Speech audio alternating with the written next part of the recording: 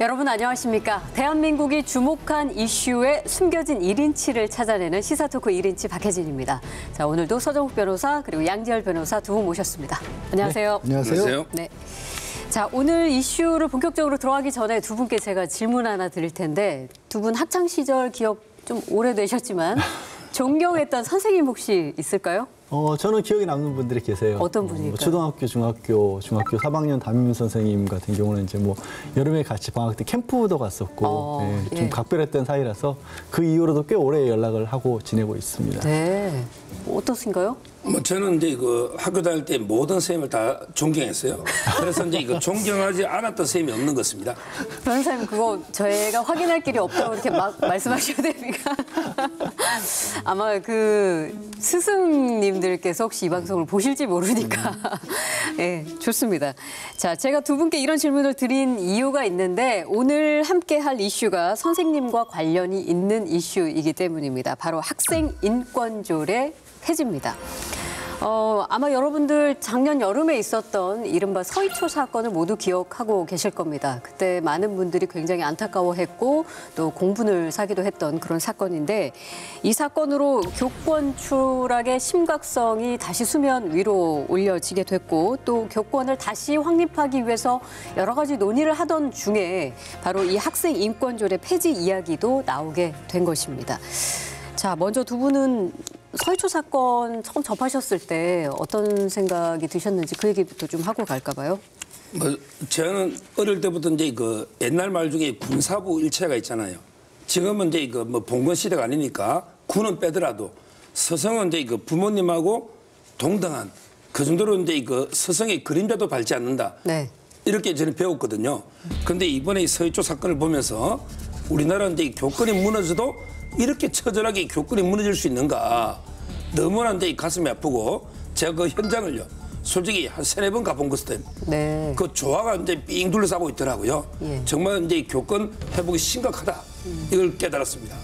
교권이라는 단어가 어떤 의미를 가지고 있을까? 뭐 사람마다 좀 생각이 다를 것 같아요.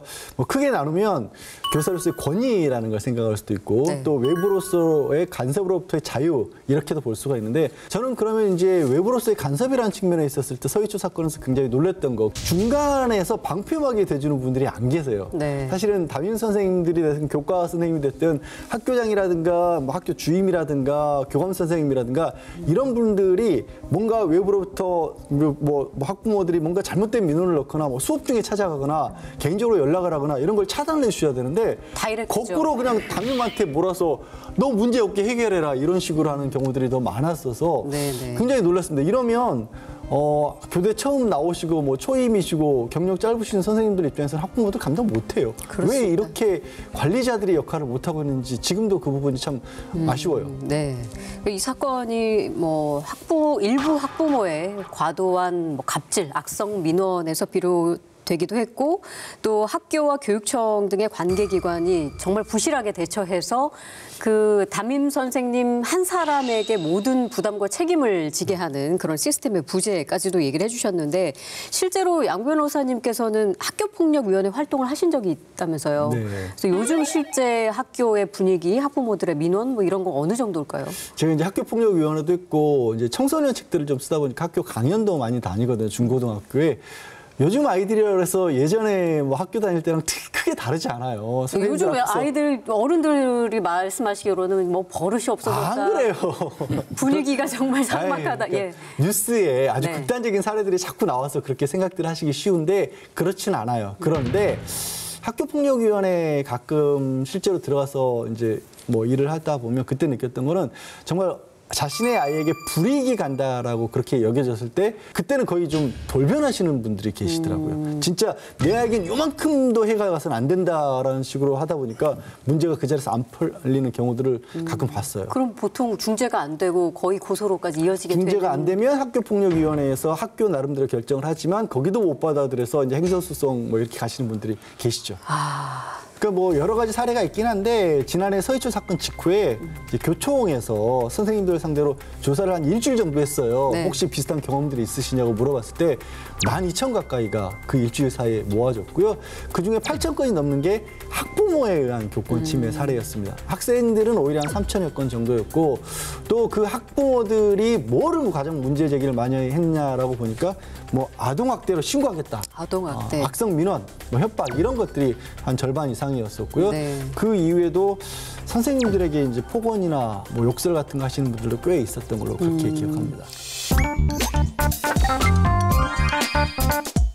자, 지금까지 학생 인권조례 폐지 이슈가 나오게 된 그 배경이 됐던 서희초 사건에 대해서 잠시 저희가 알아봤는데, 그러니까 이게 교권이 침해가 된 이유가, 가장 큰 이유가 학생 인권을 너무 우선시하다 보니까 오히려 교권이 추락했다. 이렇게 된 것이고, 그래서 학생 인권 조례를 폐지해야 한다라는 이야기까지 확장이 된 것입니다. 정치권에서도 사실 여야 모두 교권 확립 필요하다.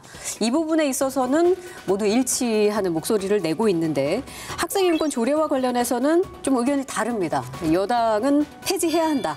야당은 폐지 반대 이렇게 주장하면서 지금 대립을 하고 있는 상황이거든요.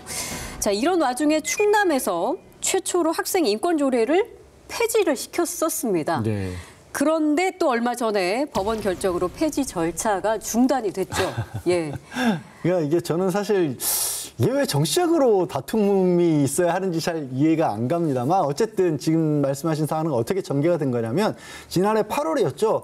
사실 특정 종교 단체가 좀 중심이 됐었어요. 그리고 거기에 일부 보수 단체가 의견을 내면서 학생 인권 조례뿐만 아니라 충남 인권 조례까지 아예 폐지하자고 나왔습니다. 인권 조례 자체를 없애려고 한 거예요. 학생 조례뿐만이 아니라 예. 그렇게 해서 이제 그쪽에 이제 정치적인 성향이 지금의 여권 쪽에 더 다수이다 보니까 충남도의회에서 이걸 실제로 폐지하자고 가결이 됐어요.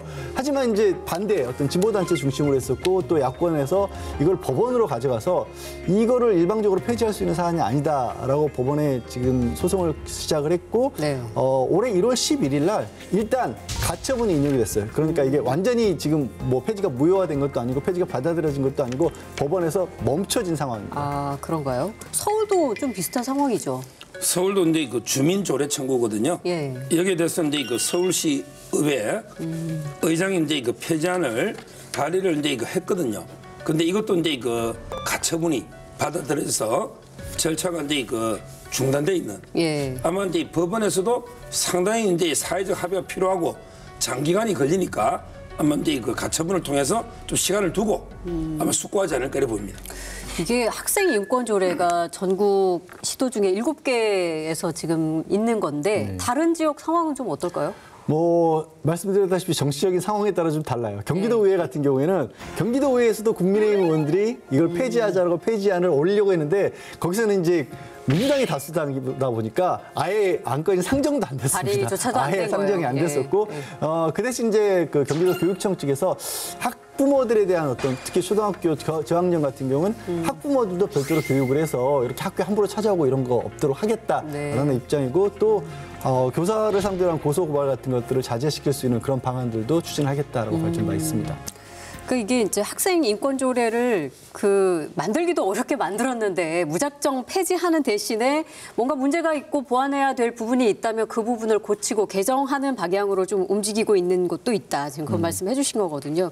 자, 그러면 학생 인권 조례가 언제 왜 생기게 됐는지 그 이야기도 좀 궁금해하실 것 같아요. 이게 2010년으로 거슬러 갑니다. 예. 이른바 그때 원래 성함은 아니고요.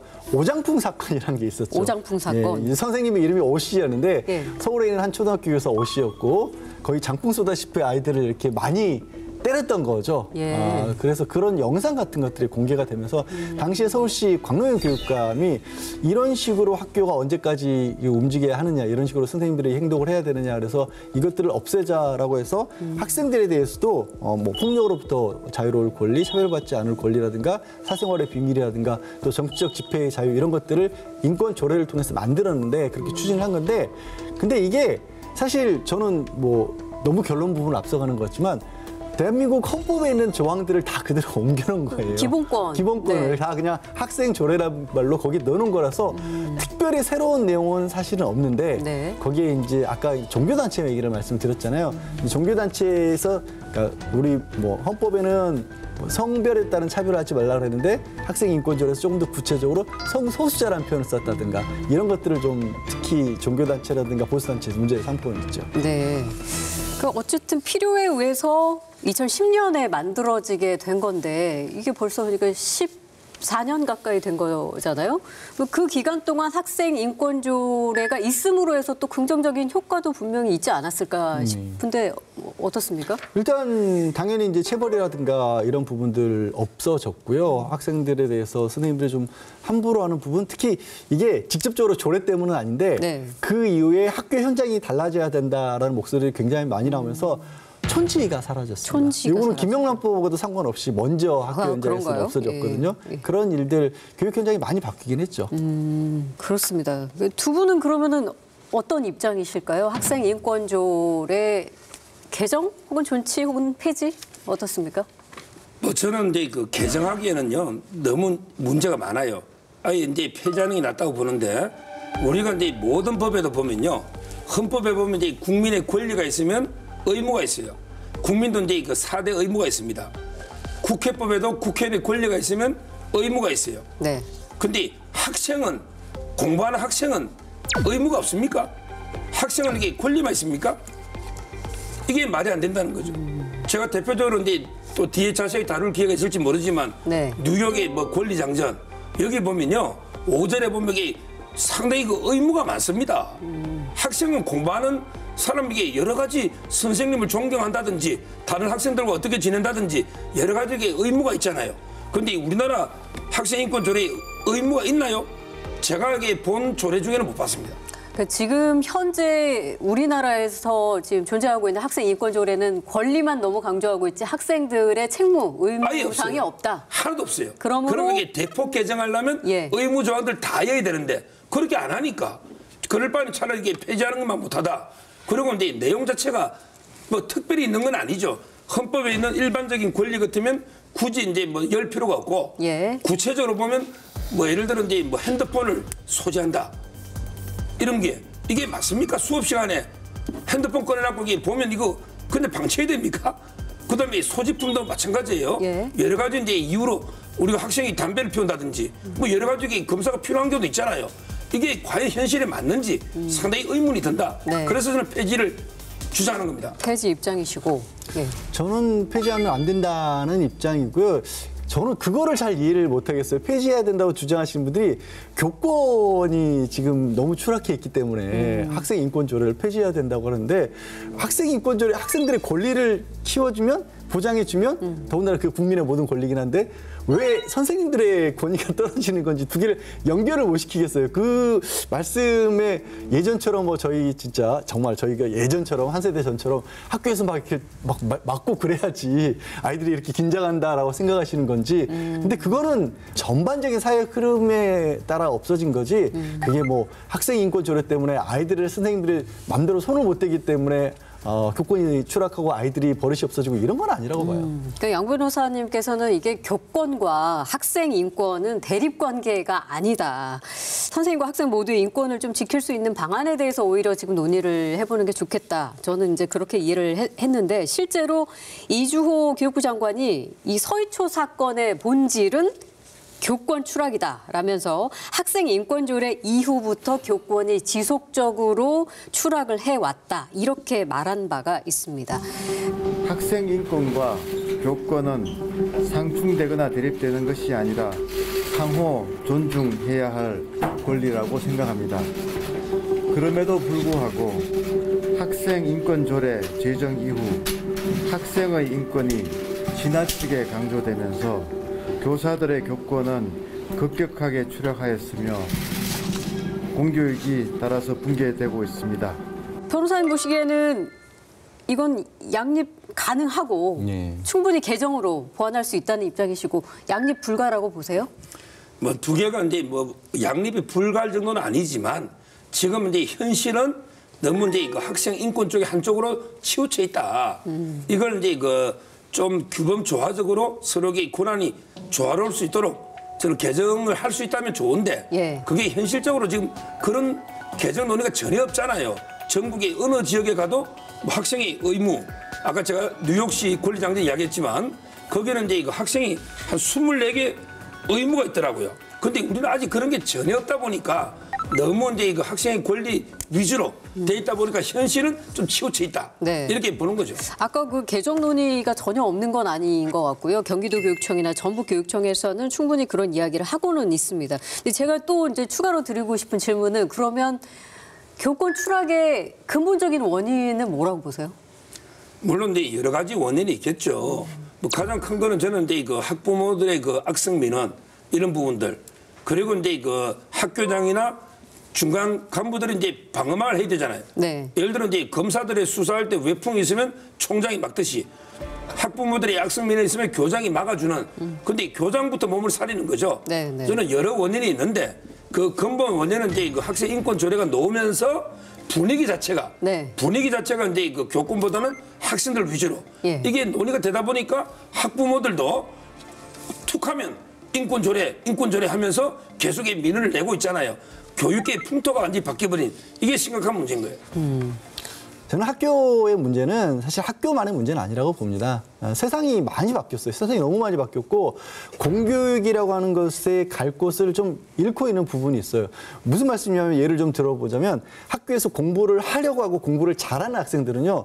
학교의 선생님들보다는 사교육 쪽에 의존을 합니다. 그 얘기는 뭐냐면 학교 선생님들보다 그쪽에 의존하는 비율이 높아진 거예요. 실제 그렇습니다. 예, 실제 그렇죠. 예.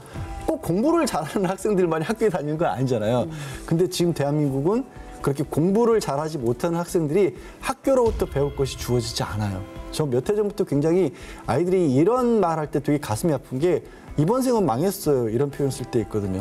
그러니까 이 친구들은 학생인권 조례가 문제가 아니라 교권이 문제가 아니라 학교로부터 어떤 것도 기대를 못 하는 거예요. 내가 학교에 가서 잘한들 못한들 아무 상관없어라고 놔버리면 네. 전 이게 이제 학교 폭력의 문제로도 이어진다고 보거든요. 그런 학생들은 예전에 선생님처럼 설령 그런 학생들을 때린다고 해도 안 듣습니다. 학교에서 기대할 게 없는데 왜 들어요? 그냥 학교 뛰쳐나오고 말지. 그런 생각이 들어서 세상의 흐름이 그렇게 변하다 보니까 오히려 거꾸로 야, 왜 학교는 이렇게 뒤처졌어라는 걸로 조례가 나온 거지 이 세상의 흐름을 너무 앞서갔다고 생각하진 않아요. 네. 자, 실제로 학생 인권을 그럼 존중해서 교권 침해가 된 것이냐, 이게 근거가 있느냐 한번 좀 살펴볼 필요가 있습니다. 그래서 지금 학생 인권 조례가 전국의 7개 지역, 즉 서울, 경기, 광주, 인천, 전북, 제주, 충남 이렇게 7개 지역에서만 제정이 된 조례인데 학생 인권 조례가 교권 추락에 영향을 미쳤는지는 학생 인권 조례가 있는 지역 그리고 없는 지역을 비교를 아마 해보면 금방 알 수 있을 겁니다. 관련해서 교육부 실태조사가 있어서 잠시 제가 소개를 해드리면 2022년에 교육부에 접수된 교권 침해 사례는 3,035건인데 이 가운데 학생 인권 조례가 있는 7개 지역에서 발생한 것이 1,831건, 즉 60.3%입니다. 그런데 학생 인권 조례가 있는 7개 지역에는 또 수도권이 포함이 돼 있기 때문에 전국 학생의 62.1%가 이렇게 여기에 다 몰려 있거든요. 또 이 점을 감안을 했을 때 인구 비중을 놓고 보면 오히려 학생 인권 조례가 있는 지역이 교권 침해 사례가 적었다. 이렇게 설명이 될 수 있는 부분이고 그러니까 학생 인권 조례가 유의미하게 교권 침해에 영향을 미친다라고 보기는 힘들다고 이렇게 해석을 좀 할 수 있을 것 같습니다. 이 부분에 대해서는 변호사님은 어떻게 생각하시나요? 물론 이제 그 뭐 통계적으로 보면요, 학생 인권 조례 자체가 이제 뭐 큰 내용이 없잖아요. 따라서 이제 있든 없든 뭐 교권 침해 비율은 거의 차이가 없지 않습니까? 근데 문제는 학생 인권 조례가 없는 지역도 네. 그 영향을 받아요. 예를 들어 이제 학생 인권 조례가 있는 지역에서는 학생을 때릴 수가 없는데 그럼 이게 우리 지역은 학생 인권 조례 없으니까 체벌로 막 때리댄다 이렇게 할 수는 없잖아요.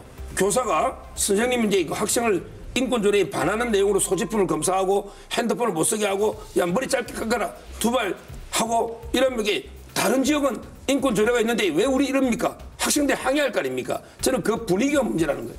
근데 어쨌든 이 데이터만 보더라도 이주호 교육부 장관의 이야기는 틀린 거네요.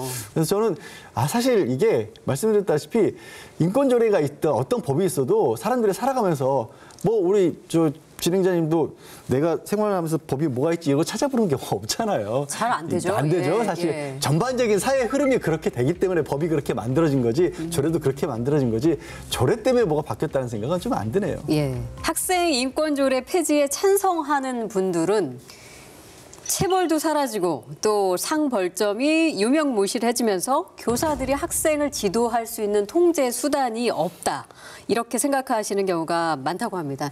아니 제가요. 예. 제가 이제 그 진로 특강도 그 학교에 가서 강의했고요. 일일 교사도 해봤거든요. 예. 그런데 그 제가 강의를 하고 있는데 상당수 학생이 자고 있어요. 네. 자고 있어요. 그럼 이게 그 제가 어떻게 통제를 해야 됩니까? 그냥 자더라도 이게 자는 것도 자유니까 그냥 이게 그냥 방치해야 됩니까? 아니면 이제 좀 혼을 내야 됩니까? 어떻게 해야 됩니까? 그럼 혼을 내려면 어떻게 혼을 내야 됩니까? 뭐 운동장을 몇 바퀴 돌아갈 수도 없고 네. 그 분로에서 뭐 때릴 수도 어떻게 해야 됩니까? 이게 교권 추락이에요.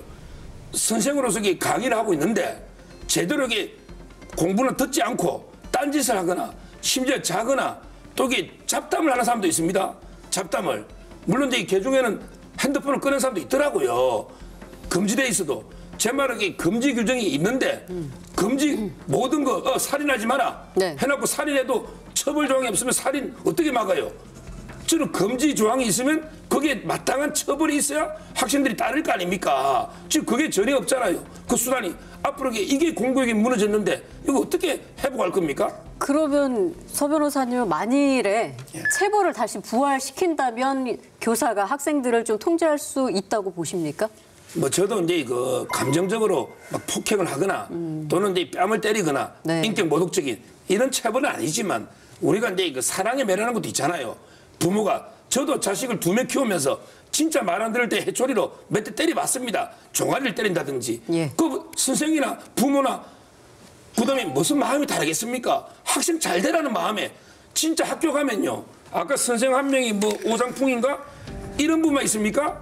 학생 중에요. 선생한테 욕하는 사람도 있고 성추행하는 사람도 있고 별의별 학생이 선생을 모욕하는 게 얼마나 많습니까? 이 경우에 선생님은 체벌도 못하고 뭐 아무것도 못하고 불이익 조치. 그럼 어떻게 해야 됩니까? 저는 어느 케이스가 더 많은가? 네. 그리고 선생님이 학생 때리는 것도 심하게 때리면 잘못이지만 학생이 선생을 모욕해버리면 바로 서해초처럼 불행한 일이 생깁니다. 어떻게 학생한테 모욕을 당하고 어떻게 교사할 수 있겠습니까? 이거는 왜 고민 안 하냐 말이에요. 근데 서 변호사님 얘기하신 그 진짜 체벌이라도 하자고 하시는 거 아닌지 걱정되는데 안 됩니다. 지금 세상에는. 사랑의 아이들. 매 이런 네. 거 막 또 사실 들어오실 거 아니에요? 정말 뭐 아까 이제 미국 얘기를 말씀하셨지만 예. 우리나라도 2010년대 학생인권 조례 이전에는 교육청에서 그 사랑의 매를 규격을 정한 적도 있었고요. 미국에서도 체벌 기구를 정해놓은 체벌 기구 외에는 넘어서는 안 된다라는 식으로 중간 단계도 있었어요. 하지만 다 없어졌어요. 왜 없어졌겠어요? 다 이유가 있는 거예요. 그렇게 해서 통제가 안 되는 시대가 된 거죠. 네네. 뭐 그냥 쉽게 생각을 하더라도 교사가 학생에게 손찌검을 하거나 체벌을 하는 그런 교사보다 나를 인격적으로 존중을 해주고 뭔가 조금 다른 방식으로 교육을 하려는 시도를 하는 그런 교사에게 조금 더 존중감이 들 것이고 그렇게 됐을 때 교사나 학생이나 학부모나 모두 다 좋아할 것 같은데 서 변호사님 말씀도 어느 측면에서는 이해가 되는 지점은 그런 어떤 문제적인 행동을 일으켰을 때 학생에게 제발 그러지 말아달라고 부탁하고 호소를 할 수밖에 없는 그런 정도의 상황은 맞는 것 같습니다. 문제 학생을 좀 적절하게 통제할 수 없는 부분을 이 부분이 지금 지적이 되고 있는데 아까 말씀하신 걸 좀 구체적으로 어떻게 할 수 있는 건가요? 아니 학생 생활기록부라는 게 있고요. 이게 문제가 뭐냐면 간과해서는 안 되는 게 예를 들어서 그 학생이 학교에 충실하고자 하는 학생일 경우에는 선생님들의 제재가 말만 해도 먹힙니다. 네. 그럴 거 아니에요. 수시에 학생 그렇죠. 생활기록부에 예. 점수 안 좋으면 굉장히 큰 영향을 받습니다. 나머지 그렇지 않은 학생들. 학교가 대학 입시를 위해서 학교에 다닐 필요가 없다고 생각하는 학생들, 그 학생들에 대한 통제 장치가 없어요. 물론 옛날에도 그 학생들, 그런 학생들이 있었지만 나름대로 그래도 고등학교, 중학교에 나와서 학교에서 학교 바깥에 나갔을 때 내가 사회에 나가면 어떤 일을 해야겠지. 그래도 뭐 대학을 못 가더라도 자린자김을 할 수 있겠지. 여기서부터 못난 사람으로 찍히면 안 되겠지라는 인식이 있었어요. 근데 지금은 아이들이 그런 꿈을 못 가져요. 네. 거기부터가 우리 사회가 학교에서 제대로 대학을 안 가고 좋은 대학을 안 가더라도 나름대로 자리가 있다라는 생각이 있으면 학교에서 선생님들한테 안 덤비죠. 근데 뭐 지금 나 이대로 가가지고 뭐 학교 나와가지고 할 것도 어차피 없잖아. 당신이 나이 돼서 해줄 수 있는 게 뭐가 있어. 이게 인지상정이에요. 그거부터 고쳐지지 않으면 설령 저는 매를 다시 들어도 못 고친다고 봅니다. 지금 상황에서는. 근데 학생 생활기록부에 예를 들면 문제 학생의 그 문제성에 대해서 기록을 남긴다 하는 부분에 있어서도 교사들도 내내 뭔가 부담을 느끼는 건 사실인 것 같습니다. 이게 과연 이 방법이 최선인가? 그 부분에 대해서 좀 그 부분도 좀 생각을 해볼 부분인 것 같습니다. 자, 근데 많은 선생님들이 문제는 학생 인권 조례가 아니라 아동학대 관련법이다. 이런 얘기도 합니다. 서울교사노조가 서울시내 초등고 교사 1,716명을 상대로 교권 회복을 위해서 가장 필요한 게 뭐냐 이런 질문을 드렸습니다. 그랬더니 61%가 아동학대법 개정을 꼽았다고 하거든요. 이거 왜 이런 대답이 나왔을까요? 아마 저도 이제 소송을요. 학교에서 이제 싸움 소송을 이제 최근에 몇 건 해본 적이 있습니다. 네. 그래서 이제 학폭도 좀 아는데 아마 이제 아동학대라는 말이 요즘 제일 유행어 같아요. 조금만 이게 아동학대 범위가요. 네. 워낙에 넓습니다. 제가 이제 맡은 사건 중에는 어린애가 좀 이게 시끄럽게 아파트에서 하니까 위청에서 이제 시끄럽다고 애 좀 조용해라고 한마디 했더니 예. 아동학대를 고소한다고 아동한테 조용해라 했다고. 요즘 이게 그냥 어린애한테 조금 훈계하면 예. 전부 이게 아동학대다. 특히 워낙 범위가 정서학대까지 워낙 넓으니 애 조금만 바른 말 하면 정서적으로 학생은 위축될 수밖에 없으니까 그러다 보니까 이게 교권이 완전히 추락하는 거 아니겠습니까? 계속 아동학대는 또 형사처벌됩니다. 이건 심각한 문제예요. 공무원한테 형사처벌은 엄청난 문제입니다. 따라서 이제 이런 조항을 합리적으로 좀 이렇게 개정할 필요 있다. 이런 논의가 나오는 거예요. 뭐 일반인분들은 잘 모르시겠지만 선생님들은 이런 걸 많이 지적을 하세요. 아동학대라고 했는데 법정을 보면 도대체 뭐가 아동학대인지 모르겠다. 정서적 방임행위. 뭐 어떻게 해야 정서적 방임행위야? 그다음에 뭐 교육을 소홀히 하는 행위 이런 것들도 처벌한다고 돼 있는데 근데 원래 법은 그렇게 만들 수밖에 없는 거거든요. 그럼 원래 법에 그러면 폭행이라고 안 쓰고 거기에 뭐 머리를 잡아 흔들거나 뭐 발로 차거나 이렇게 쓸 수는 없잖아요. 네. 근데 당하시는 선생님들 입장에서는 이거 우리가 어디까지 해야 그럼 아동학대야? 이런 것들이 모호하실 것 모호할 같아요. 수밖에 예. 없어요. 선생님들 입장에서. 그런 부분들이 좀 선례가 좀 쌓이고 그리고 좀 약간 혼란기 같아요. 우리 예, 사회가. 예. 뭐 아까 이제 밑에서 아이가 그렇게 떠들었다고 해서 뭐 아동학대라고 얘기를 했다고 하지만 요즘에 심각한 경우는 자녀가 부모를 아동학대로 신고하는 경우도 꽤 있어요. 미국에서는 우리가요. 우리가요. 예, 이미 그랬지만 이제 한국에서도 한국에서도 그렇다는 그런 거죠. 일이 있어요. 정말 별것도 아닌 거 가지고. 근데 신고하면 경찰 입장에서 의무적으로 출동해야 되거든요. 예. 그럼 정말 뭐 가정이 이상해지는 거거든요. 그래서 이런 것들이 좀 사회가 처음 이제 이런 어떤 것들이 들어오면서 안정화 기간이라고 해야 될까? 좀 거쳐가면서 야 여기까지는 아닌 거야. 뭐 이런 것들 좀 잡아야 되는데 지금은 좀 혼란기 같긴 해요. 예, 지금 뭐 아동학대 신고를 학부모로부터 당해서 교사가 뭐 형사 사건으로까지 가게 되는 뭐 그런 이야기를 좀 나누고 있는데 서희초 사건이 있은 지 2달 뒤에도 비슷한 일이 있기도 했었습니다. 대전에서 경력 20년 차의 교사가 또다시 이제 안타까운 상황을 맞게 된 건데 그 선생님도 학생 지도를 했다가 학부모로부터 아동학대 신고를 당했고 또 결과적으로는 사실은 무혐의 처분을 받았는데도 해당 학부모는 뭐 4년간 민원을 제기해서 결국은 그 교사가 안타까운 상황으로 이렇게 치닫게 된 건데 실제로 교사가 학부모한테 고소당하는 정도가 어느 정도나 있습니까? 글쎄, 뭐 이거를 정확하게 뭐 다 수치로 할 수는 없지만 2020년 같은 경우 일부 지역들 보면 뭐 2022년도에 교육공무원 수사 개시 건수입니다. 네. 단순하게 고소가 아니라 정말로 문제가 된다라고 싶어 수사한 게 대구가 12건, 부산이 55건, 경기도는 100건이 넘어요. 이렇게 해서 전국적으로 한 400여 건이 이렇게 집계가 되고 있거든요. 예. 그러니까 교사가 학생에 대한 직접적인 징계권도 없는 상황이죠, 지금. 법에는 이제 그 초중등 교육법이나 예. 법에는 이제 그 학교장, 교장한테 이제 그 징계권이 있기 때문에 뭐 선생님은 이제 아무런 권한이 없는 거죠. 예. 근데 여기서 저는 지금 이제 선생이 뭐 죄인은 아니잖아요. 죄인은 예를 들어 이제 그 학생이 선생한테 대들고 고함 지르고 많습니다. 인격 모독하는 이게 훨씬 많아요. 선생님이 뭐 때문에 학생한테 그렇게 하겠습니까? 그게 소수입니다. 오히려 문제 학생이 훨씬 많다 봐야 돼요. 네. 선생님은 이게 아무런 권한이 없어요. 징계권이. 이게 맞습니까? 그리고 이제 부모의 한 거는 더 심하죠. 조금만 우리 아이가 조금만 불이익을 받아도 학교에 달려가가지고 선생님한테 얼마나 고함 고래고래 지르고 그럼 이게 그 선생님의 인권은 무슨 법에 의해서 보호돼야 되는 겁니까?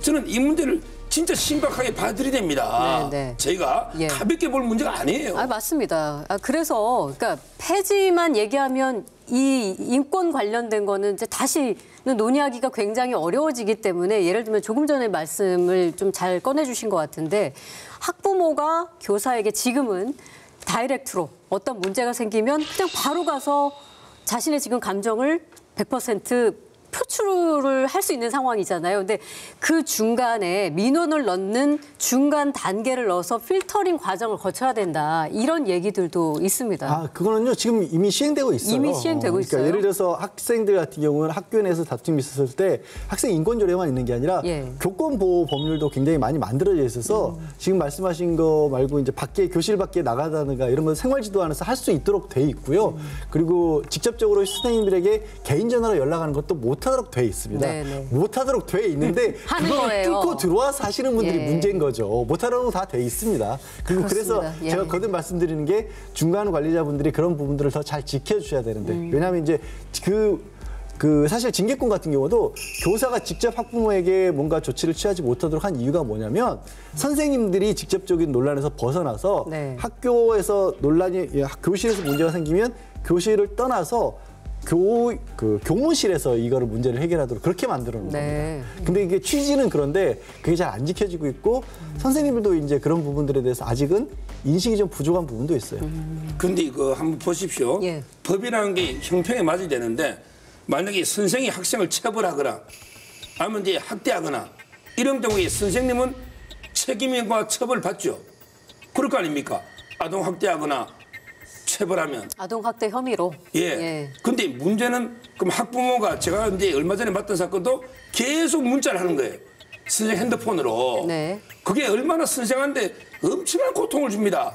문자가 계속 오는 거예요. 예. 근데 이걸 그럼 이게 어떻게 제재해야 됩니까? 금지 조항이 있다 했잖아요. 금지 조항이 있는데 그 처벌 조항이 없으면 그건 아무 실효성이 없는 그런 법이 아니고 도덕이에요. 저는 안 맞잖아요, 형평에. 예. 법이. 이래서 지금 선생님들이 붕괴하고 있는 거예요. 이 부분에 대한 의견은 어떠세요? 지금도 예. 이제 지금까지 이제 쉬쉬하면서 감내하는 쪽으로 가다 보니까 그런데 사실 아동학대 조항 같은 경우도 학교에서 선생님이 아이들 이렇게 잘못한 걸 처벌하려고 만든 조항은 아니에요. 네. 거기로 잘못 쓰이는 것 뿐이지. 뭐 지금 말씀하신 휴대전화로 문자 보내는 거 대표적으로 스토킹 처벌에 관한 법률로 충분히 처벌 가능하거든요. 근데 지금까지는 선생님들이 적극적으로 안 나서셨죠. 그런 일들이 없었죠. 문제시하지 않은 거죠. 않으셨죠. 예. 이제는 근데 이제 교육청이 중심이 돼서 그런 부분이 개별 학교에서 문제가 발생했을 때는 법률 지원을 해주겠다라고 네. 지금 지난해 서희초 이후 바뀐 것들이 그런 것도 있습니다. 그렇습니까? 저는 이게 모든 걸 대한민국에서 일어난 일, 아니 대한민국뿐만 아니라 세상의 모든 일을 다 법으로 어떻게 정해놓을 수는 없어요. 예. 우리 이제 법에서도 사실은 가장 많이 나오는 어떤 뭐 판결문 같은 데 쓰이는 단어 중에 하나가 사회상규라는 그런 단어가 있습니다. 일반적으로 누구나 이거는 어떻게 처리가 돼야 되고 저거는 어떻게 처리가 돼야 되고 하는 것들이 있어요. 그걸 다 법전 되져가면서 세상 사는 사람들이 어디 있어요. 네. 진짜 법은 가장 최후의 수단에 등장을 해야 되는 거거든요. 근데 요즘에 이런 문제의 가장 근본은 꼭 학교 현장뿐만이 아니라 언젠가부터 대한민국이 이렇게 무슨 일만 있으면 다 법원 검찰로 쫓아가가지고 네. 거기서 해결을 하려고 하거든요. 그 전반적인 큰 흐름 중에 이런 부작용도 있는 것 같아요. 저는 이거는 대한민국 사회가 조금 달라져야 될 필요가 있다. 빨리 좀 안정을 찾아야 된다. 네. 너무 그렇다고 해서 대한민국의 변호사들이 그렇게 많이 막 날뛰는 정도는 아닌데 이 좀 사회 분위기 자체가 좀 그렇게 돼 있는 것 같아요. 학교에서 발생하는 문제가 학교 내에서 해결이 안 되고 이게 경찰, 검찰까지 고소 고발로까지 이어지다 보니까 이런 상황까지도 그렇습니다. 왔다. 예. 예. 저도 이게 공감하는 게 예. 법원은 이제 그 최후 수단으로 최소한으로 적용돼야 됩니다. 예를 들어 이제 그 학교 문제는 교육으로 풀고 여러 가지 이제 그 정치 문제는 정치로 풀어야 돼요. 저는 이게 결국 우리 정치권의 지도자 책임도 커요. 네. 정치적으로 이게 타협하고 풀 걸 툭하면 고소하잖아요. 고소 고발 정말 심각한 문제고 그 중에는 이제 변호사 탓이 저는 크다 봐요. 주위에 보면 이제 그 학폭 전문 변호사 예. 뭐 이런 변호사 상당히 많아요. 돈도 짭짤하게 버는 것들은 사건이 상당히 많아요. 아니, 그 정도로 그렇게 요즘 부추기. 문제가 많다. 그럼요. 예. 저는 이런 이제 변호사는 좀 도덕적으로 문제가 있다 봅니다. 부추기는. 그러니까요. 지금 뭐 우리가 오늘 이슈로 학생 인권 조례 폐지하냐 마냐 뭐 이런 문제를 가지고 이야기를 나눕니다만 역시나 이 문제도 약간 정치 이슈화가 되어 있어서 정말 이 이야기를 이 본질적인 사건을 제대로 보고 있는가 이 부분도 좀 생각해 볼 필요는 있을 것 같습니다. 아까 서희초 사건 이후에 좀 개선된 점들을 잠깐 말씀해 주셨습니다만 또 추가로 있을까요? 서 변호사님? 뭐 지금 이제 그 앞으로도 이게 개선될 게 많죠. 예. 아까도 말해 가장 중요한 거는 이제 그 실효성이에요. 선언적 의미로는 이게 많은 걸 여놨죠. 예를 들어 이제 뭐 정당한 생활 지도는 학대가 아니다. 또는 이제 뭐 민원은 교장이 책임진다. 여러 가지 이제 또는 학부모가 교사 인권을 침해해서는 안 된다. 예. 이게 선언적 조항은 많죠. 근데 이래 했을 때 어떡할 건데요? 이래 했을 때 어떡할 겁니까? 이걸 뭐 일반 형법으로 문자만 보냈다고 이게 우리가 뭐 정보통신망법으로 고소해가 이게 처벌할 겁니까? 쉽지 않잖아요. 저는 여기에 대한 이게 뭐 대책이 네. 필요하다. 예. 그래야만 이게 근본적인 대책이 된다 봐요. 그 교권보호사법이라고 하는 것이 통과가 돼서 조금 전에 설명해 주셨던 것들이 좀 보완이 됐는데 이것들이 여전히 상징적인 선언에 불과하다. 좀 실효성이 있는 어떤 대안이 필요하다는 얘기를 해주신 것 같습니다. 자, 학생 인권 조례 이 폐지 이야기가 나오면서 교육부가 새로운 조례 예시안을 만들어서 공개를 했습니다. 일명 학교 구성원 조례 예시안인데 이 예시안 내용을 좀 살펴드리면 학생 인권 조례에 있던 보편적 인권과 관련된 조항들, 특히 차별받지 않을 권리, 사생활의 자유, 개성을 실현할 권리, 휴식권, 또 폭력으로부터 자유로울 권리 등 학생 인권 관련된 내용이 모두 삭제됐습니다. 또 교육감과 학교장의 책무, 교육 3주체인 학생, 교사, 학부모의 권리와 책임을 좀 균형 있게 규정하고 학교 구성원 간의 민원 갈등이 발생할 경우에 처리 중재 절차를 담았다고 합니다. 이 예시안이 나오고 나서 이제 경기도 교육사회단체에서는 이것은 학생 인권 조례의 원래의 의미, 취지 그리고 그 정당성을 전면 부정하는 거다 이렇게 비판을 했고 또 조희연 서울시 교육감 역시 학생의 권리는 후퇴시키면서 책무만 강조한 그런 예시안이다. 이렇게 우려를 표하기도 했습니다. 자, 새롭게 지금 내놓은 조례 예시안을 어떻게 평가하십니까? 저는 이제 교육부 조례 예시안이 상당히 맞다고 봐요. 모든 법은 이제 이해 당사자들의 권리 의무가 전부 이제 조화를 이루어야 되는데 예. 기존의 거는 이제 전부 뭐 학생의 권리밖에 없는데 이걸 이번에 교육부에서는 3주체의 권리 책임을 균형 있게 다 돼 있고 또 이제 민원 절차라든지 다 돼 있고 하기 때문에 예. 이게 상당히 표준 제도고 표준 조례. 예. 이게 저는 오히려 미국이나 선진국과 더 이게 건전한 게 아닌가 똑같지는 않지만 이렇게 보고 있어요. 뭐 어떤 법이나 제도가 나오는 이유는요. 뭔가 사회에 부족한 게 있었을 때 그걸 보충하고 극복하기 위해서 만들어지는데 사실 저도 대한민국이 이제 많이 성숙했기 때문에 굳이 학생인권 조례가 없어도 되지 않을까라는 생각을 잠시 했었는데 서 변호사님이 저렇게 말씀하신 거 보니까 꼭 둬야겠네요. 큰일 나겠네요. 아유 지금 대한민국의 학생들 휴식권 보장 안 해줘서요. 아이들 지금 대치동이나 이렇게 학원가에 가보면요. 평균 신장이 작습니다. 그리고요. 자꾸 군하고 비교해서 얘기를 하시는데 학교의 학생이라고 하는 개념 자체를 예전처럼 그렇게 피학습자의 지위에 두는 게 맞느냐부터 좀 따져봐야 돼요. 저는 제일 지금도 보면 가슴 아플 때 대한민국 학교들은 뭐 다른 학교, 다른 나라도 많이 그렇지만 왜 학교라는 공간들은 저렇게 사실상 교도소나 비슷하게 똑같이 네모나게 지어놨을까? 왜 학교의 교실에 복도에 창문이 있어야 될까? 지나다니는 사람이 교실을 들여다보는 이유가 뭘까요? 교도소하고 똑같은 이유에서 만들어 놓은 거거든요. 예전에 그렇게 만들어놨던 거예요. 이제는 거기서부터 탈피해야 될 시대가 됐는데 네. 쉽지 않네요. 네. 쉽지 않습니다. 저기 한 말씀만 반박하면 네네. 지금 이제 그 휴식권 예. 학교에서는 이게 휴식권에가 학교에서는 계속 자고 공부 하나도 안 하고 그러면 이게 방과 후에 학원 가서 학원을 3-4개 돌고 다니면 그래서 키가 안 크는 거예요. 이 휴식권이 아니고 그러면 이거는 무슨 조례로 규정해야 됩니까? 학원 못 가게 하는 거는 예. 학교에서는 휴식권이나 모든 걸 보장해서 공교육은 철저히 무너지고 네네. 그러면 이게 입시 사교육으로 다 가는 거 이게 바람직합니까? 그러니까 그거는 아까 초반에 제가 이제 공교육 자체가 지금 많이 무너져 있는 원인을 말씀을 드렸잖아요. 한쪽은 너무 입시로 가고 있고 입시에 치우치지 않는 입시를 포기해버리는 학생들은 아예 놔버리는 그러니까 공교육의 붕괴의 문제에서 따져봐야 되는 거고 공교육이 붕괴됐으니까 학원 다 때려잡아야 되고 학생들 그 학원 가는 거 막아야 되고 그건 막을 수 있는 게 아니에요. 자유시장에서. 기왕의 구조가 그렇게 되는데 그걸 어떻게 막습니까? 학교는 공교육에 이룰 수 있는 거 뭐가 있는지를 찾아야 되는데 그걸 찾지는 않고 옛날 생각만 하는 거예요. 그러면 시대를 역행할 게 아니라 어떤 역할을 줄 것인가를 찾아가야 미래로 가는 거죠. 네. 학생 인권 조례가 생긴 후에 이 조례를 근거로 해서 학생 인권 옹호관 전 처음 들어봤습니다. 네. 이런 게 생겨서 학생들이 학교 내에서 인권 침해를 당했을 때 구제를 받을 수 있는 그런 활동을 바로 이 학생 인권 옹호관이 해왔습니다. 그런데 만일에 이제 지금 우리가 논의하고 있는 학생 인권 조례가 폐지가 된다면 학생 인권 옹호관도 함께 사라질 수도 있다는 얘기이기 때문에 그 얘기는 곧 학생들이 설령 학교에서 그런 뭔가 구제를 받아야 될 인권 침해를 당했을 때 이제는 더 이상 학생들은 SOS를 칠 곳이 없어지는 거 아니냐 또 이런 우려도 있습니다. 그러니까 교육의 영역에서 문제가 발생한 건 교육에서 해결할 수 있도록 해야 된다라는 말씀 아까 서변호 선생님도 주셨잖아요.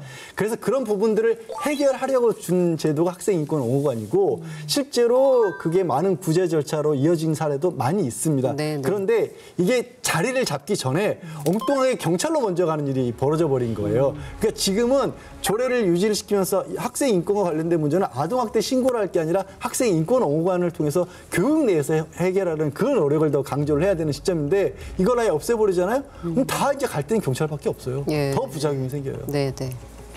지금 이제 그 학교에 뭐 학생은 이게 자꾸 줄어서 학생은 몇 명 안 되는데 일반직만 늘어나요. 지금 이게 이런 게 학교마다 다 필요합니까? 얼마나 이게 인권 침해가 많다고 이분들 이게 다 월급 주고 이게 고용해야 되는 거 아닙니까? 저는 계속 이분들이 일할 만큼 이게 인권 침해 사례가 많이 생길까요? 보통 이게 1년에 몇 건 안 생깁니다. 그 부분은 잠깐 데이터가 제가 있습니다. 또 때마침 서울시 교육청 자료를 보니까 학생 인권 옹호관이 2015년에 생겼는데 그 이후 2023년 11월까지 총 7,232건의 인권 침해 상담을 했고 이 중에 1,454건의 권리구제 사안을 접수해서 처리를 했다고 해요. 그러니까요. 예. 초중고가 서울 시내에 몇 개입니까? 이게 초중고가 몇 개인데 이게 학교별로 지금- 있는 게 아니에요. 학교별로 있는 게 아니에요. 그러니까 저는 이런 자리까지 꼭 만들어서 이게 뭐 해야 되는지 상당히 의문이 드네요.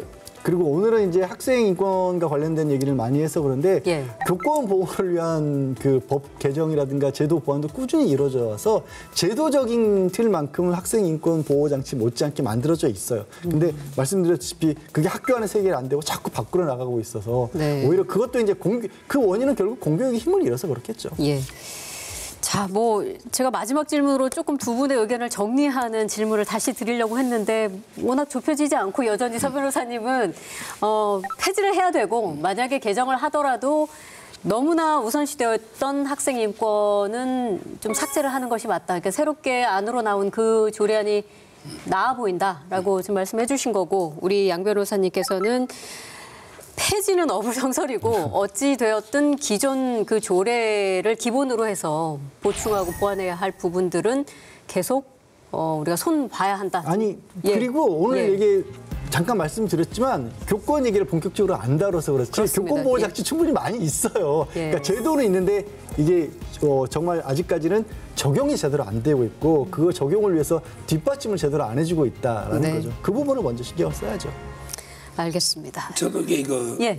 제가 법조인이지만요. 예. 저는 법을 정말 싫어합니다.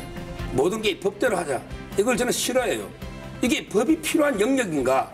기본적으로 예를 들어 이제 휴식권이 법으로 딱딱딱 정해놔야 휴식권이 있습니까? 선생님이 수업하다가 적절하게 쉬게 하고 모든 게 그 분야에 저는 교육 차원에서 상식이라는 게 있잖아요. 거기에 맞춰서 하면 되는 거예요. 이게 스승과 제자 사이에 법으로 다 할 문제냐? 예. 따라서 너무 이게 모든 걸 법만능주의 이걸 비판하고 그 점에서 저는 이 조례도 폐지돼야 된다. 이렇게 결론 내립니다. 예. 시사토크 1인치 오늘 학생 인권조례 폐지 이슈에 대해서 좀 다뤄봤습니다. 가장 중요한 건 이 학교의 3주체죠. 학생과 교사와 학부모 모두가 행복할 수 있는 그런 학교를 만드는 일인 만큼 당사자들의 이야기를 정말 당사자가 빠진 이야기 말고 당사자의 의견이 들어간 그런 이야기를 충분히 듣고 학교를 조금 안정시킬 수 있는 방안이 꼭 나오기를 기대하겠습니다. 자, 오늘 함께해 주신 두 분 고맙습니다. 네, 고맙습니다. 다음 시간에 다시 뵙겠습니다.